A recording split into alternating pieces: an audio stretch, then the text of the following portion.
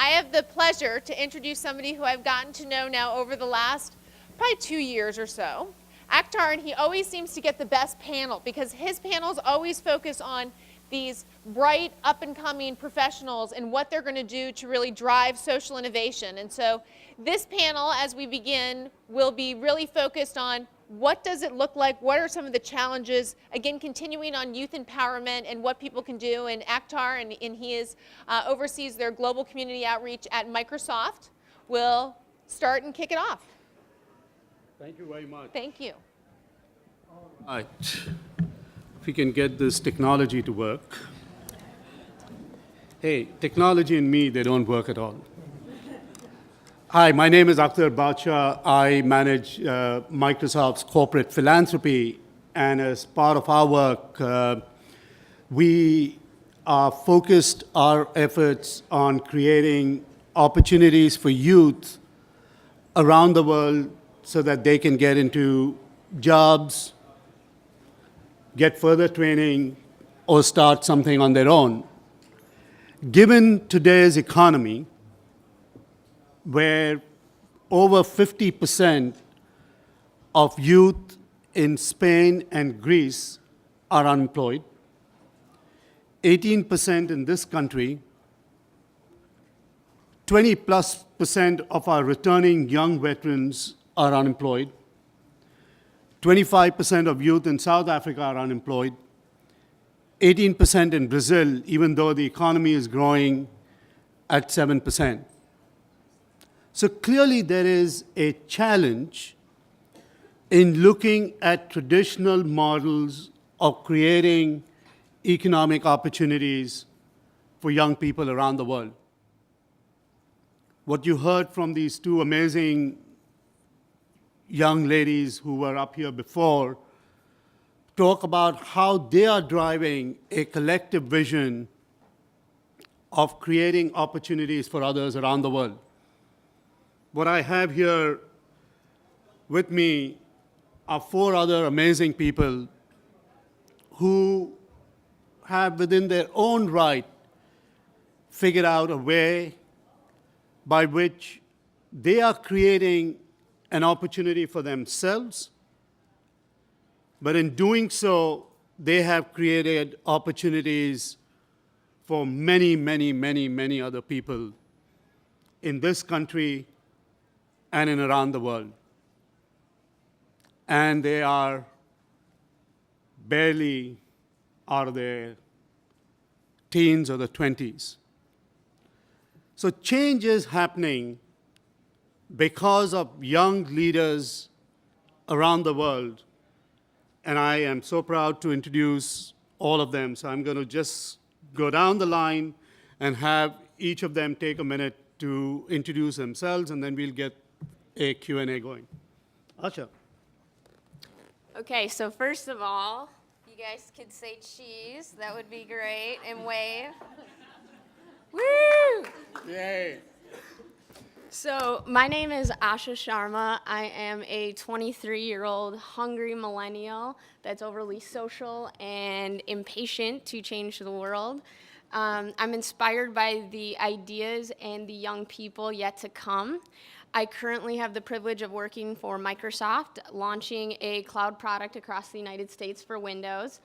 But I'm here to talk about an initiative that I co-founded called the A-List, which is a nonprofit that's striving to help at-risk youth close the opportunity gap.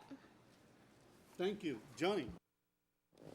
Hi, my name's Johnnie Lovett. I am also a 23-year-old overly social millennial, especially online, Twitter crazy.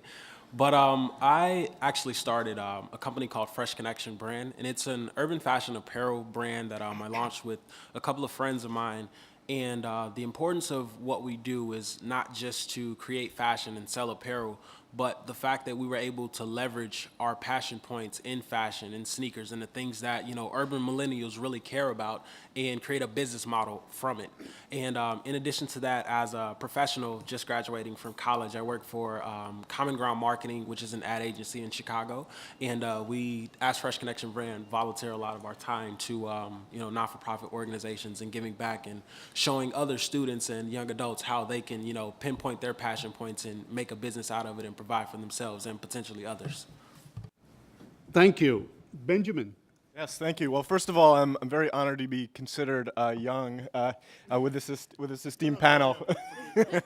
My name is Ben Stone, and a lot of people ask me, how is it that a white male fashion-challenged, former dorky corporate lawyer runs a a design-driven women's empowerment company in Africa? And a valid question, which I think we'll leave for another time. But Indego Africa is a 501c3 nonprofit social enterprise, and we partner with more than 400 women artisans in Rwanda who are set up as their own for-profit cooperatives, their own small businesses. And what we do is we help them design, produce, export, market, and sell a wide variety of jewelry, home decor to a number of different channels here in the U.S. from our e-commerce store, shop.indigoafrica.org. Take a moment and write that down. To a wide variety of major brands like J. Crew, Nicole Miller, Anthropologie, lots of other hip, trendy ones that I can't quite remember all the time.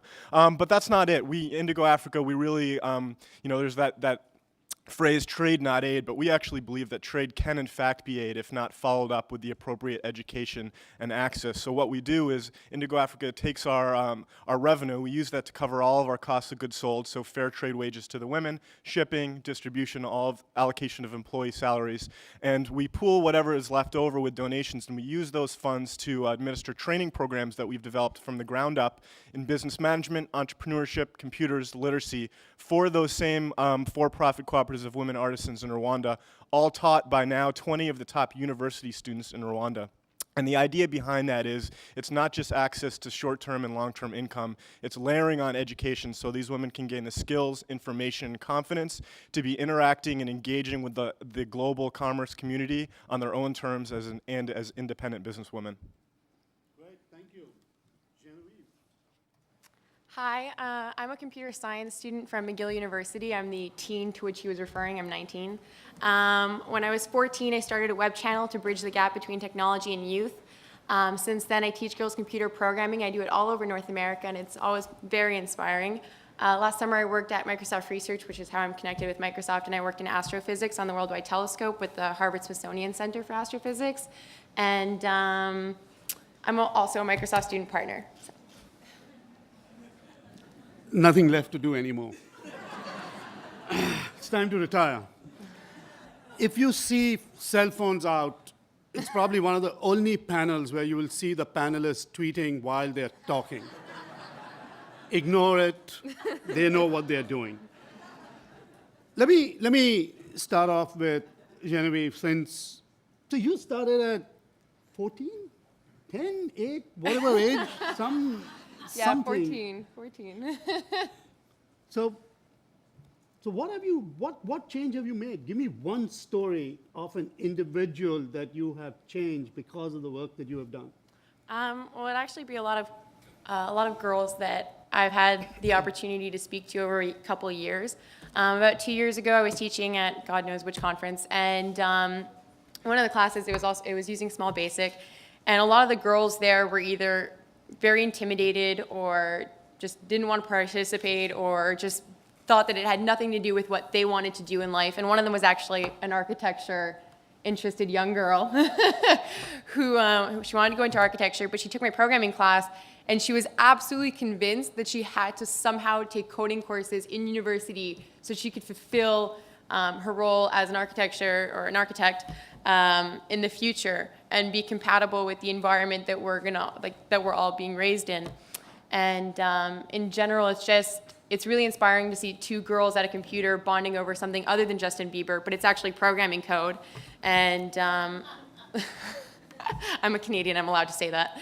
But yeah, so I get to follow these girls as they sort of overcome these high school boundaries where they become socially conscientious of boys looking at them, and they start neglecting to choose courses in mathematics and science in high school and then eventually in university when they're no longer able to take them.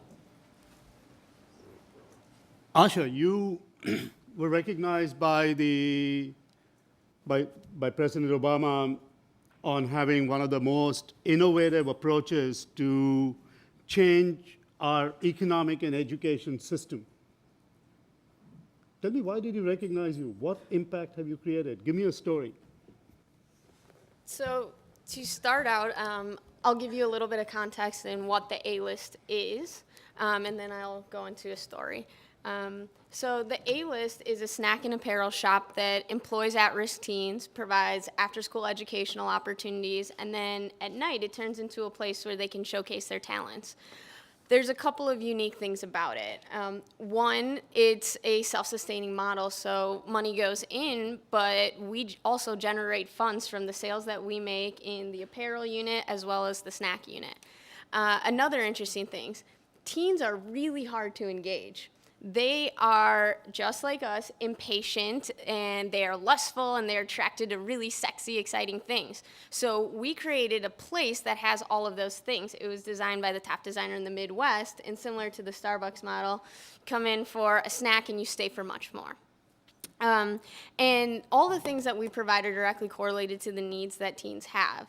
For example, there is a teen that has worked with us from the beginning. His name is Mark, and this was all started in Minnesota. When I met him, he had just lost his home in Hurricane Katrina, lost his father, lost his sister, and him and his mother walked to Minnesota from New Orleans.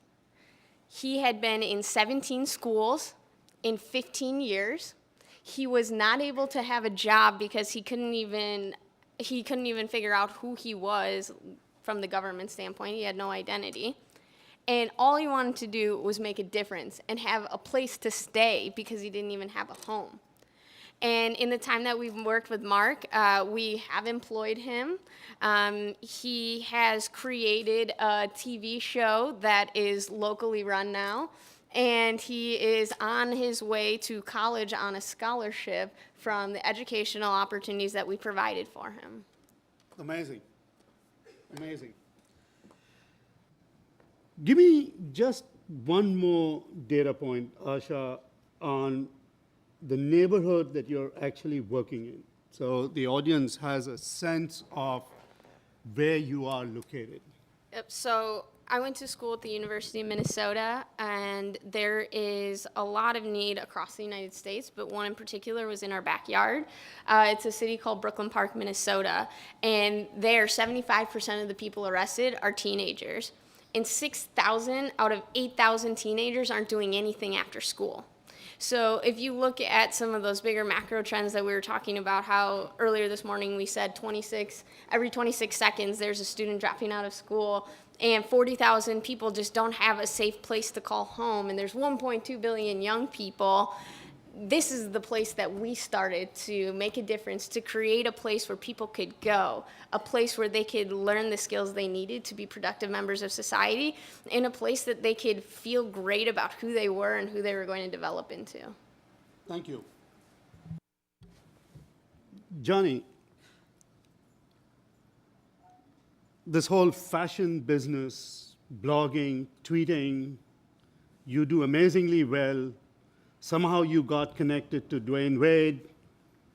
Tell me your story. What's going on here? Well, Dwayne Wade is actually a close member of one of my business partners' family. And one of the things that we were able to do is reach out to him with not a specific focus on our apparel, but with our message. And so Fresh Connection brand means forever revolutionizing expression, style, and hustle. And so that's the fresh piece of it. And the connection is literally our connection to fashion, the connection to the things that we love. And we... Can I pause and can you show them your shirt? Yeah. And so this is Stand up. This is actually one of our shirts, and the staple logo is just a socket. And so it's literally the connection that, everyone can relate to. And so our involvement with Dwayne Wade wasn't to reach out to, you know, a global icon and say, hey, can you wear our clothes? But it was to say, hey, can you help us to reach back to other youth and other people that are interested in the things that they really don't know that they can utilize to make a living for themselves.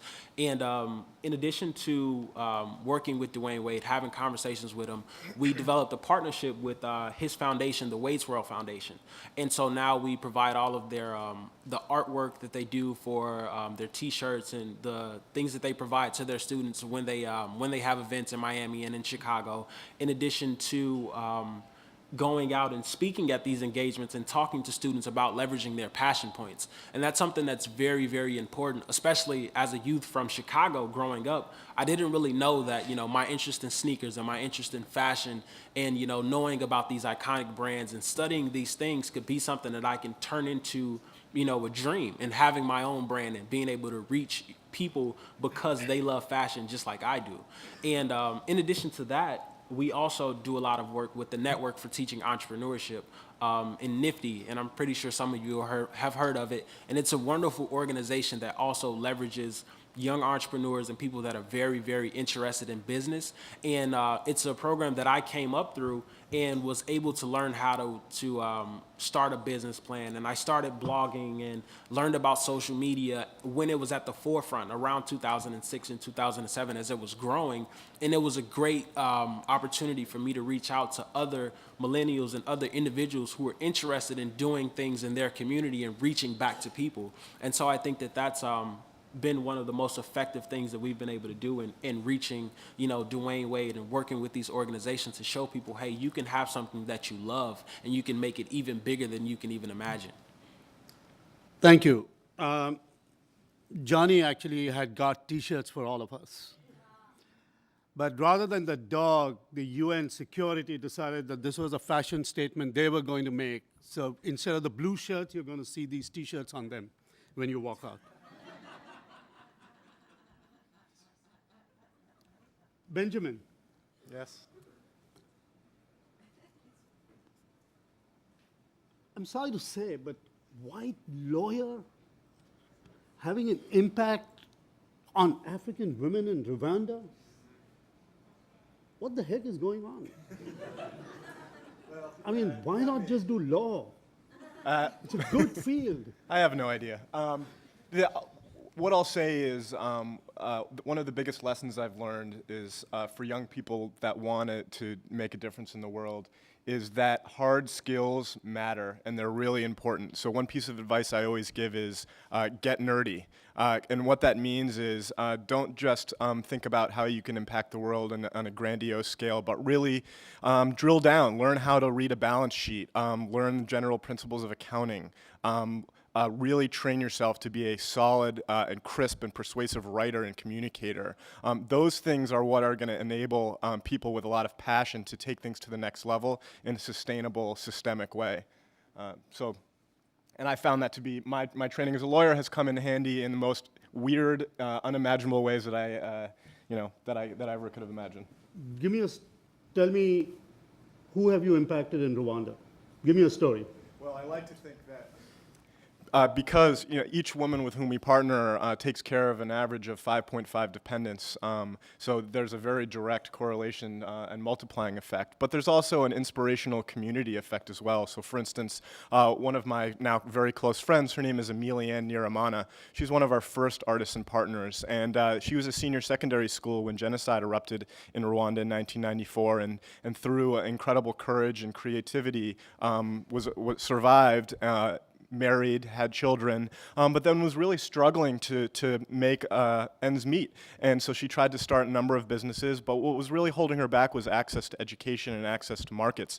So with courage and conviction, she started a cooperative called Kakoki, a sewing cooperative, and through some very random connections was connected to Indego Africa right as we were starting as well.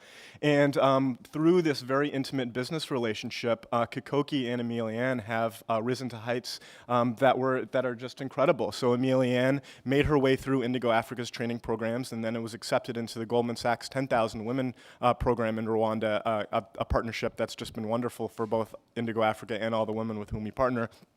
and then has taken it to even greater heights. So she came to the U.S. this fall and just absolutely rocked New York and Washington, D.C., and spoke at the State Department, and we went to see The Lion King on Broadway and everything in between. And what's most important is that women like Amelia Ann are becoming role models in Rwanda for women who have started from the most difficult circumstances imaginable and have become women who young people, old people, and everyone in between can really look up to.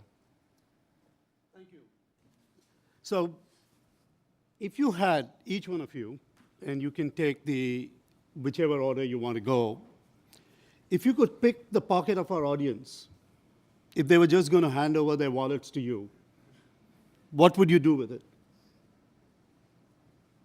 A lot of very, very wealthy people here that I know. What would you do? So I'll go first. I think that there is no secret here that there is a lot of potential in what we can do and impact. I have one effort. Each of these people up here, young people up here, have amazing efforts. I think the biggest thing is scale. I would want to replicate the A-list in every community of need, and that's what we're currently working on. But if I took my organization out of it, I would want to work together with these young people to figure out how we can maximize our reach in closing the opportunity divide that does exist, because this next generation that's coming up are future business leaders, consumers, parents, and friends of tomorrow. And that's where I would focus my time and energy.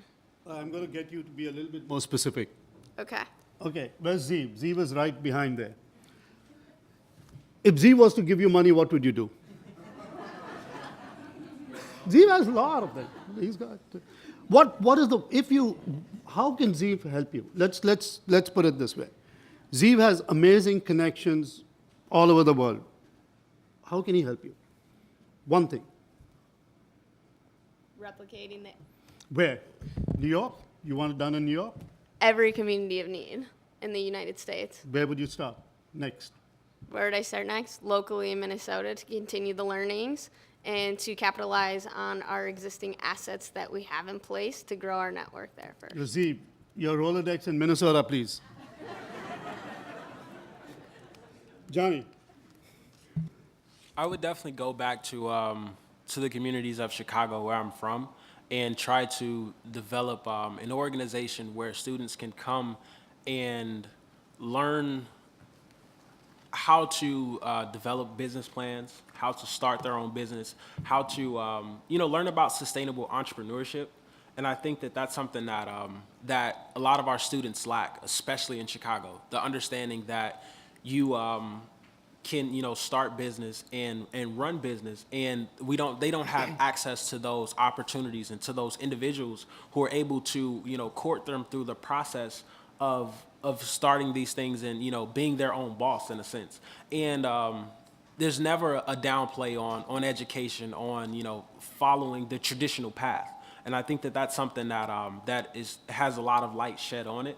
But we also need to continue to push them to create for themselves, because in the economy that we're in the positions that we're in as Americans, you have to have at least 2 to 3 sources of income just to be on a steady path and to be able to provide. And I think that that's what these students and that's what even their parents and generations of people are looking for, ways that they can provide for themselves. And I think that, definitely going back into those communities, developing some type of program, some type of system, very similar to what Asha has done, and to, give them an opportunity where they can learn these concepts and apply them to, the things that they're interested in. You've got 3 very influential Chicagoans sitting right in front of you. There's Avery, who's got this amazing walk starting on Sunday. How can the 2 of you combine? Avery's a very interesting individual, and I was actually in a group with her yesterday and listened to her and her mom speak, and I think that what they're doing is awesome, and it touches home because I have a younger sister who's 16 as well as another younger sister who's 12 that are very, very they've got strong personalities, I should say. They're hilarious. I love them. And I definitely want to try to get them involved in what you're doing, as well as, be of assistance, because I think that it's not only the girls and the women of our communities that need the assistance, but also the young men, because that's where a lot of the downfall comes from, especially in my community. And we need to have, more women like yourselves and more younger men stepping up and saying, hey, you can reach back at any age. And so I think that what you're doing is awesome. And I'll definitely, come over and talk to you guys when we're done. Genevieve, astrophysics, STEM, things that most people here are just reeling from. How can they help you? Well, I think it's important that obviously the tool that I use is Small Basic. So it's being adopted in schools, the program is. About 2 weeks ago, I had 218 girls come to my university, and we taught them astrophysics, aeronautics, engineering. We introduced them to a human brain, because that was fun, and some behavioral neuroscience stuff. And then I taught them computer programming, and we had a Windows 8 session. And so the idea was that a lot of us who have a tech or an engineering background, I mean, you have to consider the fact that it's a lot of years of education. So you need to fight for something, and you need an inspiration. A lot of us can almost explicitly tell that one time that we played with Play-Doh or some tool, and we go back to that moment.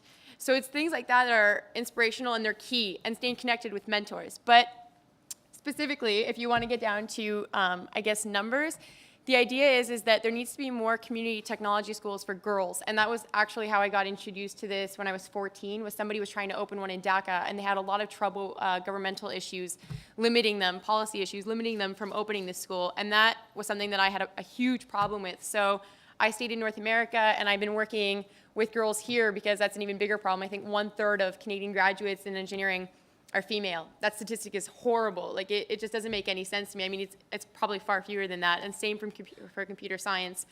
So I would say that whether it's here or whether it's there needs to be community schools for girls in technology, because that's something that, whether they want to become just a programmer or not, those are problem-solving skills that nobody wants to really recognize. But I don't want to insult anybody in liberal arts or anything. I was in psych for 2 years.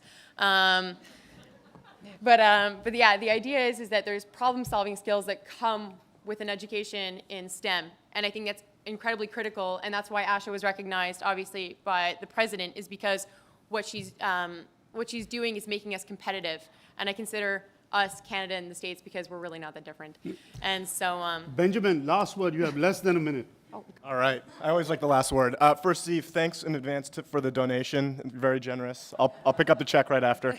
Indego Africa is at a really interesting and I think very cutting-edge place where for the longest time production capacity was very high and market demand was low and growing. And what we've done is, by moving away from handicrafts into a real fashion design-driven space, our market demand has skyrocketed. So now, instead of, now our market demand exceeds our production capacity. So what we're doing is spending a lot of time in Rwanda, brokering new wonderful partnerships with hundreds of new women in Rwanda. And now we need to scale our training program. So that's where our philanthropic arm comes into effect, and that's where our money would go. Business, literacy, technology training programs to empower women to be independent and confident. Thank you so much. Phenomenal job.